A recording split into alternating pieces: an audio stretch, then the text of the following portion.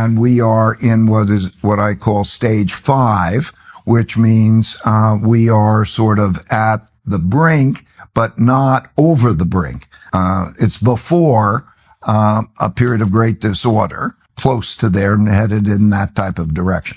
达利欧近期在专访中表示，美国已进入其定义的国家兴衰大周期第5阶段，正站在秩序崩溃与社会动荡的悬崖边。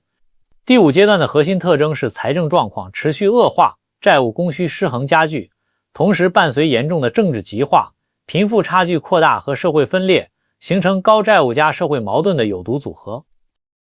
And we are in what I call stage 5, which means we are sort of at the brink, but not over the brink.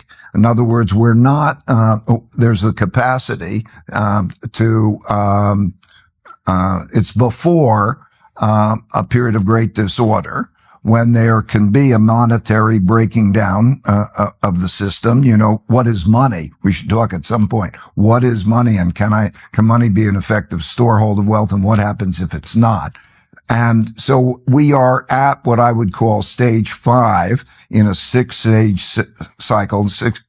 The 6th stage is when there's a breaking down of these orders. We're not there yet, but we are close to there and headed in that type of direction. What does a breakdown look like? What does stage 6 look like? Well, from the monetary point of view, it is that the demand for the reserve currency is not sufficient to meet the supply. So what that means is you see a supply-demand problem. You produce a lot of supply, and the demand's inadequate, and all things being equal, there will be a rising long rate, while the central bank is trying to hold that from down by easing the short rate and shortening the maturity of the debt that it sells. Okay, that dynamic. And that then the currency, these debts and the currency falls relative to the non-fiat currencies. In other words, like gold. In other words, you are seeing a movement by central banks and countries to hold gold as an alternative reserve currency, partially because of that supply-demand situation, and partially because they worry that there may be a payments problem. And the payments problem, like it happened in Japan prior to World War II, you had an economic problem, and the United States sanctioned, essentially, didn't pay the Japanese their debt, the money, in terms of that, like a debtor-creditor problem, and they didn't make those payments. Much like Russia, you know, they basically took control, because they have the ability to take control of the treasuries and other things.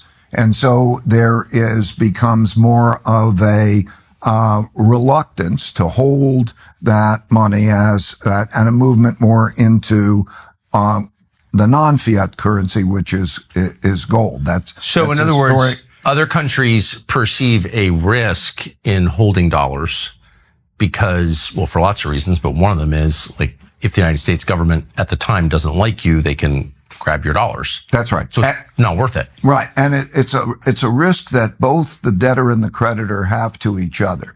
So think about a China.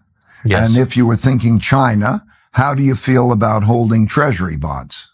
Okay. So you may not feel secure about holding treasury bonds, both for two reasons, because you could be sanctioned, or you also because there's a supply-demand problem. So you start to see the movement in that direction. And then, of course, it's also in that situation, governments want to control their supply-demand. So they might establish foreign exchange controls. They might do certain things like that. But they also feel vulnerable. The United States can feel vulnerable if they can't sell enough of those bonds to others, and that if the demand isn't, because then interest rates would have to rise because of the supply demand, too much supply relative to demand. To make it more appealing to buyers. Yes. And also to cut the demand for credit. In other words, if the price rise, then people will borrow less and so on. And that then has the effect of mechanically slowing down the economy. That produces that result, then what happens is then the central bank comes in and it prints money and it buys the debt, which depreciates the currency. That's the mechanics that's of the debt part of it that is related to the political and the geopolitical part.